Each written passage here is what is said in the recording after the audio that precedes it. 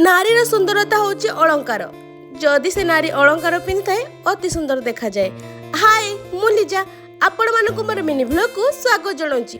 4टा रातिर सिना उठी जाइछु, एते गरम लागुची जे मते स्टोल लु झाळ पोंछवा में पडुची। टिकी दीदी को उठे के पानी भरती की आम मॉर्निंग वॉक रे पळैलु। सकाळर सूर्य किरण देखिबा को जेतिकी सुंदर सेतिकी भयभीत। एते सकाळु एते गरम लागुची सीमा बाहरे। टिकी दीदी मु रिटर्न करके पळै आस्तिलु। आ दीदी एटी ताकर पानी पीबा ही कमुनी, पी पी ही आछुती। आम स्टोर को गोटे क्यूट छुआ आसुला। ता मामा जहाँ शिखैथिले सेया कहउथला। ए फॉर कोन, बी फॉर कोन, सी फॉर कोन सब कथा कहउथला।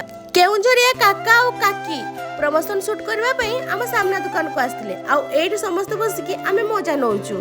आशीष भाई एते सीरियस टॉपिक रे कथा होचन जे मु डाकले बेटी सुनु नांती। तापरे हम समस्त को लंच टाइम हे जाइतिला।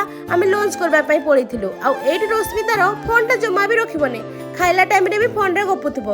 आ राजू भाई जेते एते दिन पर आछथि ताको सो हमें खाइथिलु। आज थिला हम लंच रे बहुत सारा आइटम जेमति कि बोडी, आलू भजा, आलू कुंदरी भजा, आलू पुटलो भजा और डालमा।